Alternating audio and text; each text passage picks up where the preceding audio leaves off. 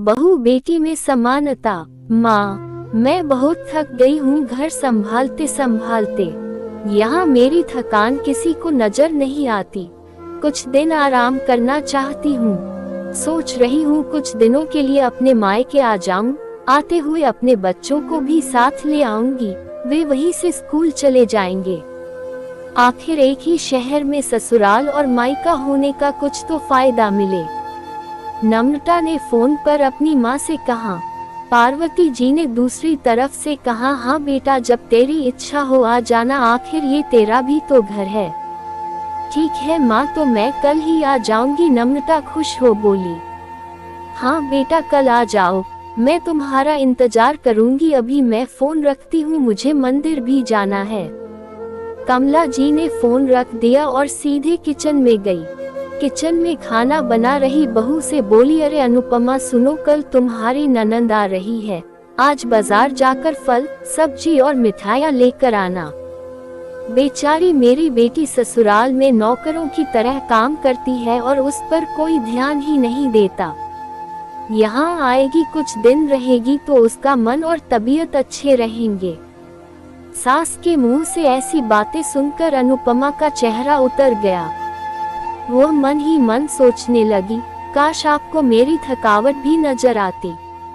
मैं भी दिन रात झाड़ू पोछा, बर्तन, खाना बनाना, मार्केट जाना और हर वह काम करती हूँ जिससे हमारे परिवार वालों को कोई दिक्कत ना हो। काश आप मुझ पर भी ध्यान दे पाती। आपकी बेटी तो जब मन में आता है तब यहाँ आ जाती है, लेकिन मैं साल में एक बार ही अपनी माँ के पास जाती हूँ, तब भी आपको प्रॉब्लम होती है। मैं भी इंसान हूँ, मेरा भी मन है, मुझे भी लगता है अपने माँ के पास जाकर थोड़ा आराम करूँ, सुख दुख की दो चार बातें करूँ, अपना मन हल्का करूँ।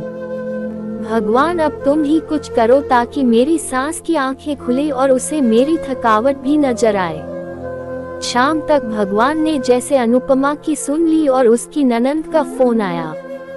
ननंद ने अपनी माँ से कहा कि उसकी सास ने उसे मायके आने के लिए मना कर दिया है, इसलिए इस बार वो नहीं आ सकती। पार्वती जी बोली, ऐसे कैसे मना कर दिया?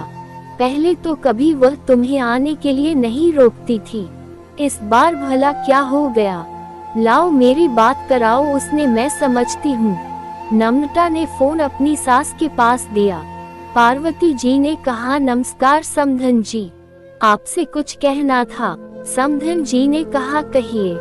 दरअसल नम्रता कल त्योहार है, इसलिए अपने मायके आना चाहती है, अगर आप उसे भेज दे तो अच्छा रहेगा।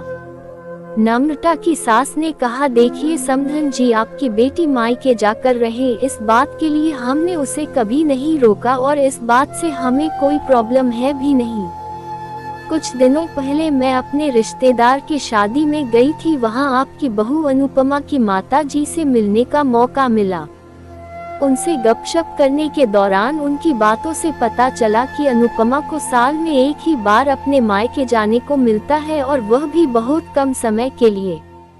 मुझे लगता है आपको पहले अनुपमा को उसके मायके भेज देना चाहिए और वह जब मायके होकर आ जाएगी तो मैं नम्रता को आपके पास भेज दूंगी। एक बहुत जरूरी बात जो मुझे लगता है आपको समझ लेनी चाहिए कि आपको अपनी बहू को भी बेटी की तरह या बेटी से भी ज्यादा प्यार देना चाहिए। उसे भी मायके जाने की इच्छा होती होगी। हो सकता है नम्रता के वहां आने से उसकी आवभगत करने के लिए आप उसे उसके मायके नहीं भेजती होंगी, या फिर वह आपसे कुछ कहने से अभी डरती हो। अगर आप उसको घर में ही कैद रखेगी तो one दिन ऐसा आएगा जब वह आपके खिलाफ बोलने लगेगी, फिर वह आपकी सुनेगी भी नहीं और जब चाहे तब अपने मायके जाएगी। ऐसी परिस्थिति आए, इससे अच्छा है कि आप ही कुछ बदलाव अमल में ले आए जिससे आपका रिश्ता और रिश्ते की मिठास खराब ना हो। पार्वती को अपने समधन के हर एक शब्द में सच्चाई नजर आई। उन्हें महसूस हुआ कि उन्होंने अपनी बेटी के प्यार में अंधे होकर कभी भी अपनी बहू के मन का विचार नहीं किया। उन्होंने हमेशा ही अपनी बेटी को अपने बहू से ऊपर रखा। दूसरी तरफ नम्रता भी अपनी भाभी के बारे में हो रही इस बातचीत को सुन रही थी। उसने भी रियलाइज किया कि वह कभी भी अपनी भाभी के साथ ठीक से बात नहीं करती और जब जब वह अपने मायके जाती है तो भाभी थोड़ी उदास रहती है। पार्वती जी ने अपनी बहू को बुलाया और उसे कहा कि अनुपमा कुछ दिनों के लिए नम्रता नहीं आने वाली है, इसलिए पहले तुम अपने मायके होकर आओ।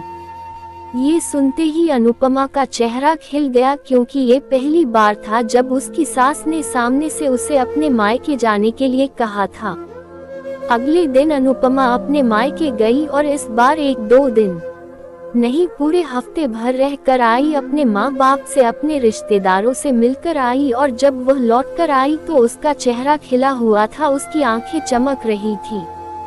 अनुपमा के आने के बाद नम्रता भी अपने मायके आई और इस बार वो खुद सामने से अपनी भाभी से खुशी खुशी मिली और अच्छे से बात की। नम्रता ने अपनी माँ से बात करके उन्हें भी अच्छे से समझने में मदद की कि वह कहीं ना कहीं अनुपमा के साथ गलत व्यवहार कर रहे थे। दूसरी तरफ अनुपमा अपने ससुराल वालों के बदले रवैया से बहुत खुश थी। अब वह खुशी खुशी सबका ध्यान रखती और हर काम प्यार से करती। वह ध्यान रखती कि कोई भी ऐसी बात या काम ना करे जिससे घर में तनाव का माहौल पैदा। पार्वती जी अपनी बहू को खुद ही समय समय पर मायके भेज दिया करती।